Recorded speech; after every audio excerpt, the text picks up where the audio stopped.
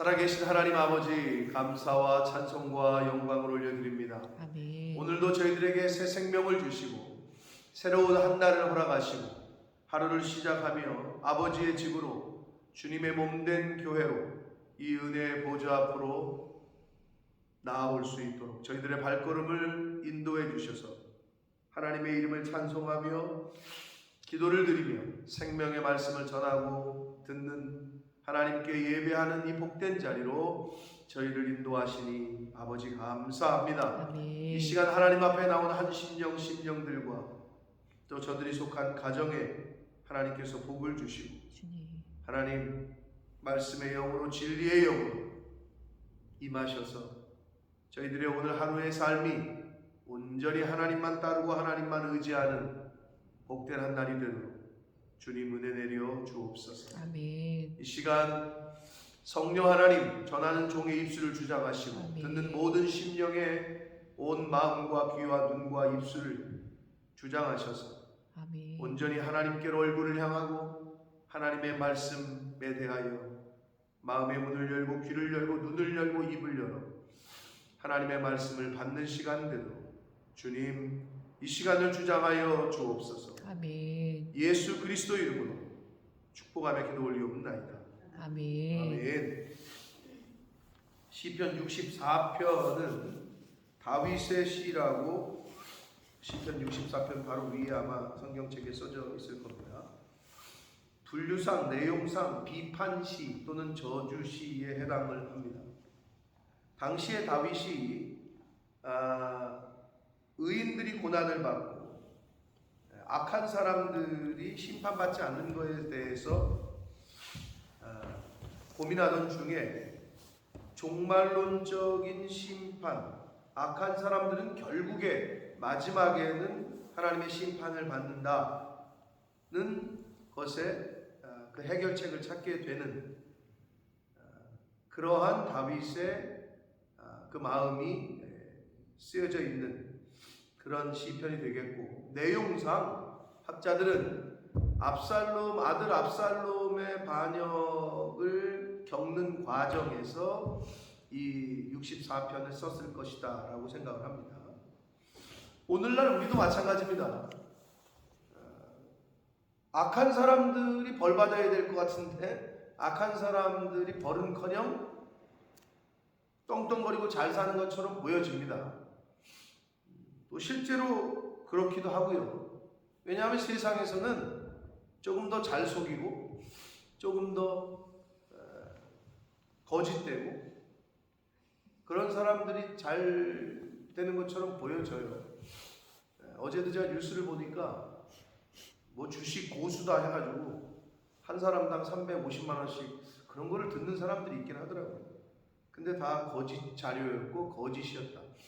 그래가지고 뭐 160억을 받았대요. 어떻게 했대나? 근데 그렇게 거짓말을 잘해야 이 세상에서는 그게 떵떵거리고 사는 것처럼. 그래서 그 사람의 SNS에 보면은 뭐 몇십억은 아니고 몇 억짜리 막 슈퍼카를 타고 있는 사진을 찍어서 올리고. 근데 그런 걸 보면 사람들이 거짓말 아닐까 이런 생각보다는 그러니까 속는 것 같아요. 그래서 뭐 160억을 편취를 했는데 징역 8년을 살았다, 선고받았다 그러더라고. 근데 제가 이렇게 느끼기에도 160억 대 8년 해볼만 하지 않나 이런 생각이 들 정도로 너무 법이 좀 그 서민들의 돈 그 수천 명의 160억이 되려면 도대체 300만 원씩 몇 명이 되는 거예요. 그런데도 8년밖에 살지를 않아. 야, 사람들이 생각하기에 160억을 사기쳐먹고 8년을 가서 그냥 감옥에 살아? 이런 생각을 하게 되지 않을까라는 생각을 해보게 되더라고요. 이 세상은 그렇게 거짓 행하고 악한 짓을 하는 사람들이 잘 되는 것처럼 보여요. 실제로 그렇거든요. 다윗 또 마찬가지였다는 거죠. 의인이 고통받고 악한 사람이 활개를 치고. 성경 여러 곳에서 이런 주제를 갖고 얘기하는 게 많이 있는데, 그런데 결국에는 종국에는 그들이 심판을 받고 의인은 하나님께서 보상하시고 책임지신다. 이게 이제 성경이 주는 메시지거든요. 근데 오늘 64편에서도 결국 그러한 메시지를 주고 있습니다. 자, 한 절씩 보도록 하겠습니다.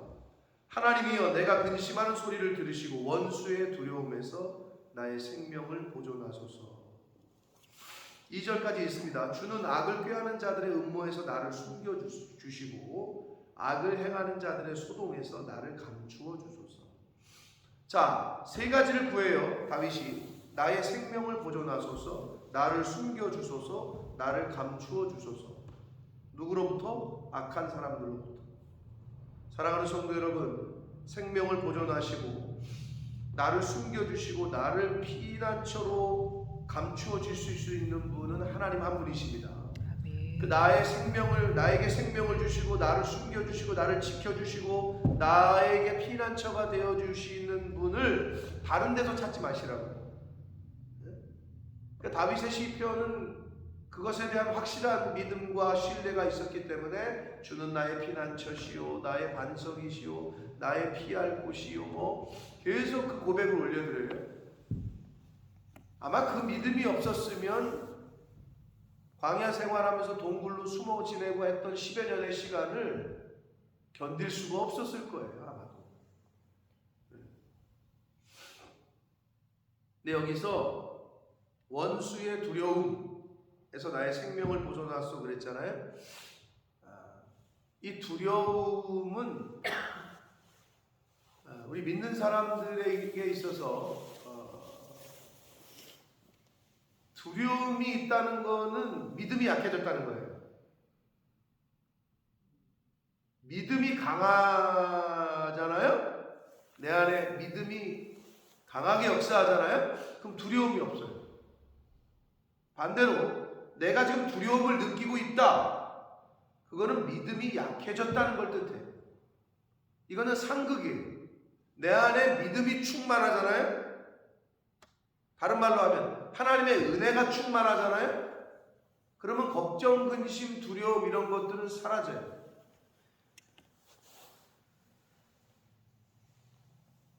그래서 그런 말이 있잖아요. 믿음은 걱정, 근심, 두려움이 시작되는 곳에서 끝이 나요. 그게 시작이 되면 믿음은 끝이야. 반대로 그러면 걱정, 근심, 믿음의 끝은 어디냐? 믿음이 시작되면 그건 사라져요. 그러니까 내 안에 하나님의 은혜, 하나님의 말씀, 성령 충만, 말씀 충만, 은혜가 충만하잖아요. 그 순간부터 믿음은, 두려움은 사라져요. 걱정, 근심, 염려는 끝이 나. 그런데 내 안에 걱정과 근심과 두려움이 엄습해오고 이게 내 안에 자리를 잡잖아요. 그 순간부터 하나님의 은혜, 믿음, 성령 이게 끝이 납니다. 이해하셨어요? 그러니까 내 안을, 내 속을 그것으로 하나님의 은혜로, 성령으로, 말씀으로 매일매일 채우셔야 돼요.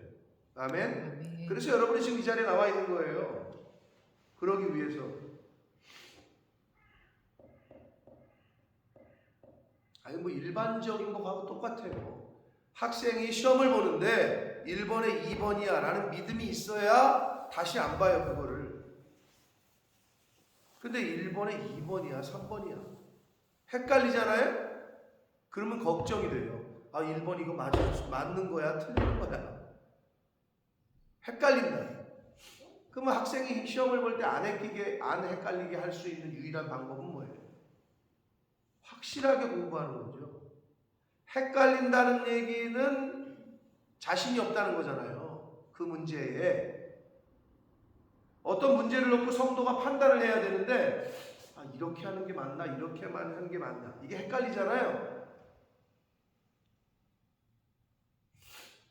그럼 아직 그래서 성령은 무슨 영이라고 해요? 분별하는 영이라고. 근데 성령이 충만하지 않으면, 즉 내 안에 교과서가 공부가 충만하게 안 돼 있는 사람은 문제를 보면 헷갈려요. 꼭 답이 두 개라고 그래 자꾸. 선생님 이거 일본에 답이 두 개 같은데요? 근데 가만히 보면 하나야. 근데 헷갈리는 거지. 성령 충만하지 않은 사람들의 특징, 분별을 못해요. 이럴 땐 이거 아니에요 분명히. 아니 분명히 그땐 이렇게 선택하셨어야죠 이랬는데 그때 헷갈리는 거예요. 그래서 진리의 영, 성령이 충만하면 분별이 쉬워. 이건 이거지 당연히. 이건 이거고. 근데 이게 안 되는 사람들의 특징, 하나님의 말씀이 충만히 없는 거예요. 자, 그래서 두려움이 엄습한다는 얘기는 내 믿음이 떨어졌다는 거예요. 미국의 경제 대공황이 있었어요. 그때 대통령 루즈벨트 대통령이, 들어보셨죠 이름을? 이런 말을 했다고 합니다. 우리가 단지 두려워할 것이 있다면 그것은 두려움 자체다 라는 말을 했대요. 뭐를 두려워해야 되냐? 경제적으로 지금 망하느냐 이런 상황 환경을 두려워하는 게 아니라 우리 안에 엄습해오는 그 두려움, 그거 자체를 두려워해야 된다. 그 말은 뭐예요? 그 두려움을 없애버리는 게, 확신과 믿음을 갖는 게 중요하다. 이런 의미에서 말을 했겠죠.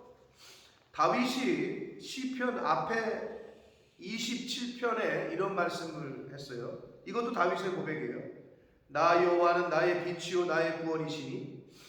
찬송으로도 우리가 많이 부르죠. 내가 누구를 두려워하리요 여호와는 생명의 피난처시니. 주의 인자가, 이 시편 27편 1절에 나 여호와는 나의 빛이요 나의 구원이시니 내가 누구를 두려워하리요. 여호와는 내 생명의 능력이시니 내가 누구를 무서워하리요 라는 고백을 했어요. 그러니까 하나님에 대한 믿음이 없는 사람은 두려움이 엄습합니다. 걱정과 근심이 와요. 인생을 살면서 마찬가지예요. 그러니까 여러분이 두려워할 대상은 오직 하나님 한 분이신 줄 믿습니다. 하나님을 경외하는 마음, 하나님에 대한 두려움, 세상에 대해서는 두려워하지 마세요.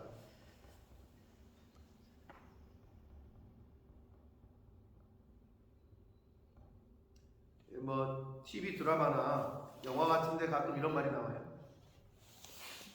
내가 돈이 없지 가오가 없냐? 알아들으셨어요? 김현숙 권사님 알아들으셨어?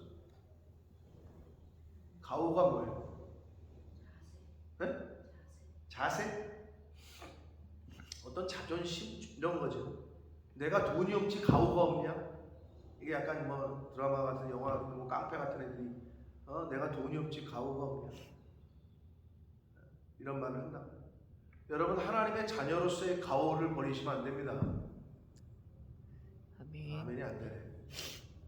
세상을 사시면서 크리스찬으로서 하나님을 왜 믿어? 그럴 바에 믿지를 말지. 하나님을 믿는다면. 근데 죽는 게 두려워? 인간의 연약함이긴 한데 그래도 자꾸 고백을 하셔야 돼요. 죽음 앞에서. 믿음의 선배들이 그런 거 아니에요? 그 믿음이 있으니까 십자가에 거꾸로 달릴 때에도, 그 믿음이 있으니까 감옥에 갈 때에도, 사형장의 이슬로 사라질 때에도 담대하게 할 수 있었던 거예요. 이유는 하나야. 믿음이야. 그냥 믿음. 그래서 믿음이 이긴다고 히브리서 기자가 얘기하는 거 아니에요.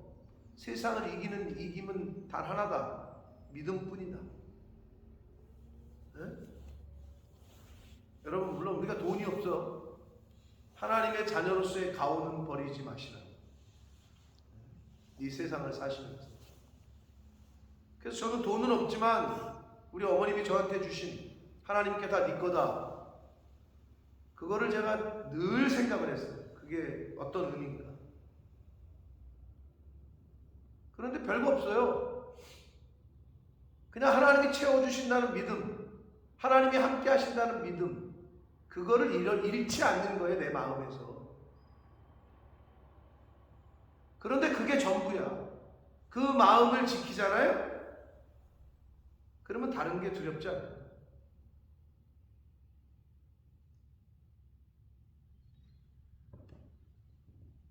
여러분이 뭐를 두려워하는지를 잘 고민하시고, 내가 뭐 때문에 걱정하고 근심하고 두려워하는지를 잘 생각을 해보시라고. 그거를 바로 잡을 때 한 단계 업그레이드가 될 수 있습니다. 나의 생명을 보존하시고 나를 숨겨주시고 나를 감추어 주시는 분은 하나님 한 분이심을 다윗은 알고 있었어요. 자, 여기서 그들은 악한 자들, 다윗을 지금 죽이려고 하고 다윗에게 어려움을 주고 있는 총칭이라고 보시면 되는데, 그들이 칼같이 자기 혀를 연마하며 화살같이 독한 말로 부르고, 이게 참 중요한 거예요. 자기 혀와 말을 칼과 화살에 비유를 했어요. 아주 성경적이고 잠언에서도 나오지만 세치 끝도 안 되는 이 혀가 사람을 죽이기도 하고 살리기도 한다 라고 얘기했잖아요. 여러분, 이 말은 칼이에요. 칼. 말은 화살이에요. 그래서 이 혀를 통제하지 못하는 사람은 여기도 나오지만 그 혀 때문에 망해요. 그래서 우리 조상들이 하나님을 몰랐지만 우리 조상들은 우리나라 속담에 말 한마디로 천냥빚을 갚는다. 말의 중요성은 아셨던 지혜로운 우리 옛날 분들이야. 발 없는 말이 천리간다. 말에 대한 중요성, 말에 대한 어떤 조심해야 되는 그런 걸 알고는 있었어. 성경은 몰랐지만. 그래서 내가 하는 말이 상대방의 칼로, 화살로 작용할 수 있다는 것을 늘 생각하셔야 돼요. 근데 지혜로 어리석은 자들은 자기 자녀를, 자기 남편을, 자기 아내를, 자기 성도를, 자기 목회자를 말로 죽인다니까. 그걸 몰라. 근데 내가 내 새끼를 갖다가 저주하고 죽이고 있는 걸 몰라. 말이라고 빈말 하잖아요. 빈말. 그 말 하지 말라고 제가 몇몇 사람들한테 얘기했단 말이에요. 응? 그런 말을 듣고 큰 사람의 자녀의 특징은 뭐냐? 애들이 부정적이에요. 저 못해요. 아니, 저는 못생겼어요. 저는 할 수 있는 게 없어요. 이런 말을 하는 애들, 그런 애들은 보편적으로 우울해. 얼굴에 기쁨도 없어. 항상 낯이 어두워. 그런데 사랑을 많이 받고 축복된 말을 많이 받고 격려를 많이 받고 칭찬을 많이 받은 아이의 특징은 지뿔 가진 것도 없으면서 지가 그냥 난 할 수 있어요. 누가 봐도 견적이 많이 나오는데도 저 잘생겼어요. 거울을 보면서 잘생겼다. 이게 낫지. 거울을 보면서 나는 못해. 나는 왜 이렇게 바보같이. 나는 이렇게 못생겼어. 이거보다 나은 거예요. 근데 그게 어디서 결정되느냐? 첫 번째는 가정에서 결정돼요. 여러분도 느끼실 거예요. 호대도 멀쩡하고 좋은데도 애가 자신감이 하나도 없고 의기소침하고 얼굴에 그냥 근심과 수심이 가득하고. 아니, 애가 왜 그래요? 여러분, 요즘에 아이들에게 장래희망 물어보세요. 그게 저는 사회의 부모들의 가정교육의 변화하고도 문제가 있다고 말합니다. 집을 가진 것도 없었던 우리 전쟁 이후에 70년도, 80년도 애들에게 물어보면 전 대통령이 될 거예요. 저는 장군이 될 거예요. 저는 과학자가 될 거예요. 이랬거든요. 요즘 초등학교 애들 그런 대답 안 나옵니다. 근데 그게 무슨 영악한 것 같고 그게 무슨 현실적인 것 같다라고 느껴지실지 모르지만 저는 공무원 할 거예요. 저는 선생 할 거예요. 아주 현실적이지. 맞지? 그러나 그 아이가 꿈도 못 꾸게 만들어버렸어. 이 사회가. 부모가. 저 커서 대통령이 될 거예요. 그러면 그래 우리 아들 그래야 되는데 야 미친놈아 무슨 말도 안 되는 얘기를 하고 앉았어. 부모가 죽여 그거를. 그런 시대가 돼버렸네. 잘 생각해 보시라. 집을 가진 것도 못 먹던 시대의 아이들은 그런 꿈을 꿨다고. 근데 꿈을 죽여버려. 네가 뭘 할 줄 알아? 가만히나 있어. 막 이러고. 절대 그러시면 안 된다고 내가 그랬어요. 응? 난 믿음이 없고 어리석은 사람들의 특징이 절대 그러면 안 돼. 왜? 말이 얼마나 중요한데. 화살이고 칼이라고 얘기하고 있어요. 늘 말씀드리잖아요. 부정적인 말 입 밖에 내지도 말아라. 차라리 그냥 침묵하는 게 좋은 거예요, 그때. 근데 이제 습관이 잘 안 되는 분들이 있어. 그러니까 말을 나는 한다고 했는데 저쪽에서는 상처를 받았대. 그러면 고민을 해보시라고. 아, 내가 말하는 방법에 내가 말하는 기술이 없나 보다.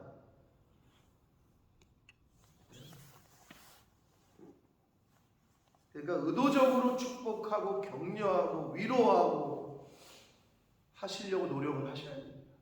근데 그거는 하나님의 은혜가 내 안에 충만하잖아요. 그럼 그렇게 나갈 수밖에 없어요. 근데 성령이 아니라 거짓된 영이 내 안에 있잖아요. 그러면은 이 사단의 특징은 나누게 하는 거거든요. 비꼬고 조롱하고 그 사람에게 아주 약간 마음이 힘들게 하는 말. 그거는 성령이 하는 말이 아니에요. 그러니까 그럴 때는 내 안에 이거는 악한 영이 나에게 역사를 하는구나 라고 알아채셔서 회개하고 입을 다무시라고. 근데 이제 물론 그게 되면 얼마나 좋겠어? 근데 그게 안 되니까 문제죠. 그래서 여기서 아주 칼같이 자기 혀를 연마한대요. 예? 화살같이 독한 말로 겨눈대요. 누가? 이게 악한 사람들의 특징이에요. 그러면서 이 특징이 뭐냐? 숨은 곳에서 온전한 자를 쏜대. 여기서의 온전함은 상대적인 온전함입니다. 물론 여기서 다윗 자신을 얘기하는 건데 다윗 자신이 하나님 앞에서 온전했다는 의미하는 건 아니고요. 그 악한 사람들에 비해서는 그랬다는 거죠. 그래서 갑자기 쏘고 두려워하지도 않는데 이게 뭐예요? 죄를 짓고도 악을 해가고도 두려움이 없어. 여러분 일반적인 양심이 있는 사람은 물건을 하나 훔치면 가슴이 벌렁벌렁거리고 그래야 되잖아요. 근데 악이 지배를 당하잖아요. 사람을 죽여도 두려움이 없는 거야. 죄에 대한 두려움, 악을 행하는 거에 대한 두려움이 없는 거죠. 그 단계가 되면 이제 성경의 표현으로는 화인 맞은 양심이 죽었다라고 표현을 하는 거거든요. 악한 사람들의 특징이에요. 또 악한 사람들의 특징이 뭔지 알아요? 5절 그들은 악한 목적으로 서로 격려하며 남몰래 올무놓기를 함께 의논하고 하는 말이 누가 우리를 보겠어? 누가 우리를 보리요? 이게 어리석은 자들의 특징이에요. 근데 여러분 여기서 악한 짓을 하는 사람들도 악한 목적으로 서로를 격려하고 으쌰으쌰한데 치열업한데 하물며 하나님의 일을 하는 사람들이 주의 일을 하는 사람들이 선한 목적으로 선한 일을 하는 사람들이 서로 격려하고 서로 모여서 함께 기도하고 서로 위해주고 당연히 그래야 되는데 악한 사람들도 그렇게 안 되잖아요. 악한 목적으로 모였는데도 서로 격려. 야 오늘 요번에 더 많이 훔쳐보자. 더 많이 죽여보자. 더 많이 빼앗아보자. 더 많이 속여보자. 악한 목적으로도 이러고 있는데 주의 일을 하고 선한 일을 하는데 목사님 우리 열심히 해봅시다. 우리 성도님들 열심히 해봅시다. 이랬는데 거기서 뭘 이게 되겠어요? 왜 꼭 굳이 그렇게 해요? 하지 마 그런 말은 아예. 열심히 하겠다는데 그럼 열심히 하게끔 서로 격려를 해야지. 근데 왜 그런 줄 알아요? 내가 그렇게 하기가 부담스러울 때 그렇게 하는 거예요. 꼭 그렇게까지 해야 돼요. 그냥 이 선에서 하시지. 왜? 내가 그렇게 했다가는 힘이 들거든. 그게 물질이건 그게 시간이건 그게 어떤 내 몸으로 헌신하는 거건 힘들거든. 그러니까 내가 아니라 다른 사람이 하면은 나는 못하니까 비교되니까 하지 말라고 자꾸 끌어내려, 회의에서. 그런 말을 하지 말라니까. 근데 그게 안 되는 사람들이 있어요. 악한 목적으로도 모인 사람들이 서로를 격려한다고 하거늘 선한 목적으로 모였을 때 더 열심히, 더 충성되게 할 수 있도록 서로 힘을 모아야죠. 그러한 저와 여러분 되시길 축복합니다. 아멘. 악한 사람들도 그렇게 한대요. 그러면서 이들이 뭐라 그래요? 누가 보겠어 우리를? 아무도 몰라. 뭘 아무도 몰라. 물론 사람은 모를 수 있지. 근데 하나님은 다 아시는 거지. 그들의 그 마음의 중심을. 그래서 6절 그들은 죄악을 꾸미며 이르기를 우리가 묘책을 찾았다 하나니 각 사람의 속뜻과 마음이 깊다. 죄악을 꾸미고 악한 짓을 하면서 야 우리가 진짜 너무 이거 잘 계획이 좋지 않냐? 야 이거 진짜 우리 계획이 아무도 모를 거야. 야 진짜 어떻게 이런 생각을 해냈어? 악한 목적으로 모인 사람들이 서로 그렇게 칭찬하고 격려하는 거야. 하물며 선한 목적으로 모인 사람들은 자꾸 하지 마. 그러면 안 된다니까. 더 격려하고 더 위로하고 함께하고 동역하고 이래도 현찮은데. 근데 왜 인간은 죄성이 있기 때문에 이상하게 악한 목적으로 모인 거는 이렇게 잘 뭉치는데 선한 일을 하고 하나님이 기뻐하시는 일을 하려고 할 때에는 자꾸 뒤로 빼는 경향이 있고 꼭 그렇게까지 해야 되냐는 말을 하고 싶은 그 특징이 있어요. 근데 이들은 얼마나 생각이 깊고 마음이 깊다라고 생각을 한다는 거예요. 우리가 묘책을 찾았다. 그러나 다윗이 말합니다. 그러나 하나님이 그들을 쏘실 거다. 갑자기 화살에 당할 거다. 이건 뭐예요? 하나님의 심판을 뜻하는 거예요. 갑자기 임합니다.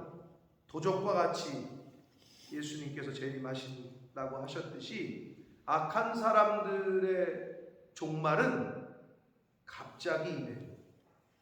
이러므로 그들이 엎드려지니 악한 사람들의 마지막에 그들의 혀가 그들을 해합니다.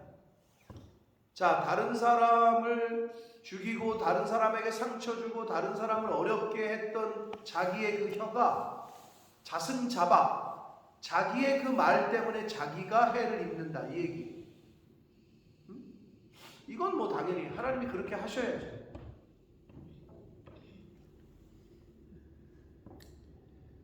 그들을 보는 자가 다 머리를 흔들 것이다. 그 악한 사람들의 종말을 보고 여러분이 어떨 때 머리 흔들어요? 약간 조롱하는 거예요. 안 돼, 저 사람. 아유, 이렇게 조롱하는 걸 의미하는 거예요. 악한 사람들은 결국 그렇게 망한다는 거예요. 자기 말 때문에, 자기가 하는 행동 때문에. 그러면서 9절 모든 사람이 두려워하여. 왜 하나님이 갑자기 악한 사람들을 멸망시키는 거를 갑자기 데려가신다니까?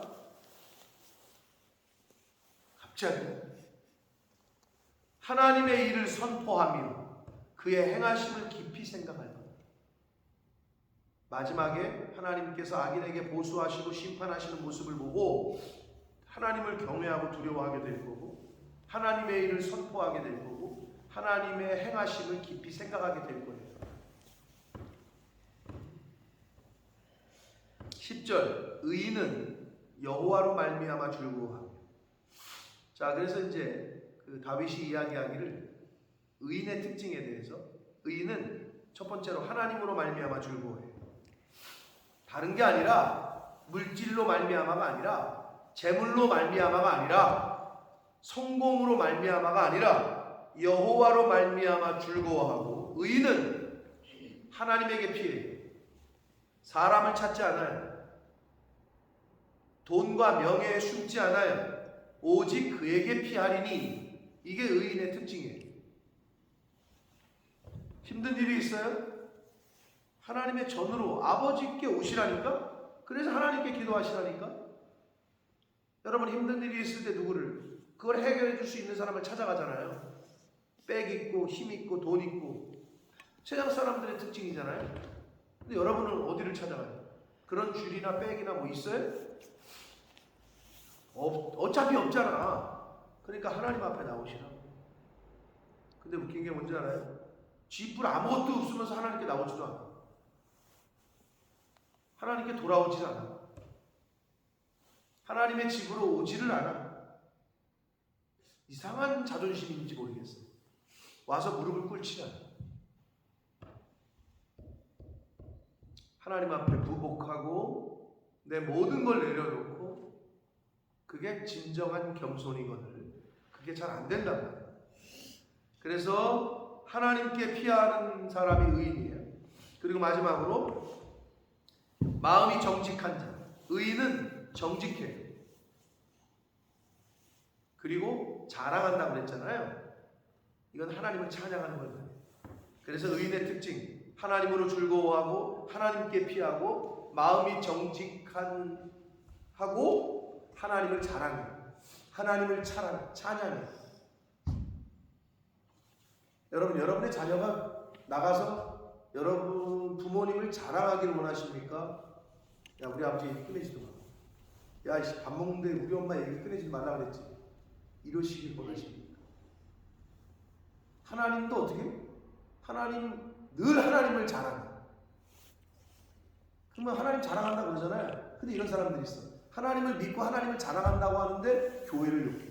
야, 우리 교회 말도 하지 마. 야, 우리 교회. 이게 어디서? 바깥의 사람들이 교회를 욕하지 않아요. 교회 다니는 사람들이 교회를 욕해. 그게 가장 어리석은 거예요. 하나님을 자랑하고 주님의 몸된 교회를 자랑하고 성도들을 자랑하고, 이렇게 될 때 개인도 속한 가정도 교회도 하나님께 복을 받게 될 줄 믿습니다. 아멘. 다윗의 이 시편 64편의 이 한 절 한 절의 고백을 통해서 오늘 저와 여러분에게 각 사람에게 주시는 깨달음이 있을진데, 그거 붙잡고 오늘 하루를 사시고 묵상하시고 하나님이 나를 부르시는 그날까지, 예수 그리스도 이 땅에 다시 오시는 그날까지 하나님께 의인으로서 인정받고 의인답게 살아갈 수 있는 저와 여러분이 되시기를 예수 그리스도 이름으로 축복합니다. 아멘. 살아계신 하나님 아버지, 감사와 찬송과 영광을 올려드립니다. 아멘. 아버지 하나님, 하나님을 믿는 자로 예수 그리스도의 십자가의 은혜를 입은 자라고 고백하며 그렇게 신앙생활하는 저희들입니다. 그러나 실제 이 세상을 살아갈 때 저희들의 반응과 자세와 태도는 어떤지, 과연 하나님을 나의 구주로, 예수 그리스도를 나의 구세주로, 하나님을 나의 아버지로, 천국 백성으로, 하나님의 자녀로 그렇게 살아가고 있는지, 하나님 저희들의 말과 손과 발, 저희들의 삶을 통하여 하나님의 살아계심이, 하나님의 함께 하심이 나의 말과 나의 행동을 통하여 많은 이들에게 보여지고 들려지고 비춰질 수 있도록 성령 하나님, 오늘 하루도 저희들의 입술을 주장해 주시고 저희들의 손과 발과 온 마음을 주장하여 주옵소서. 아멘. 하나님이, 성령 하나님께서 주장하시고 내 안에서 역사하실 때 그 이끄심에, 그 역사하심에 겸손하게 순종하는 오늘 한날이 되게 하여 주옵소서. 아멘. 예수 그리스도 이름으로 축복하며 기도드리옵나이다. 아멘.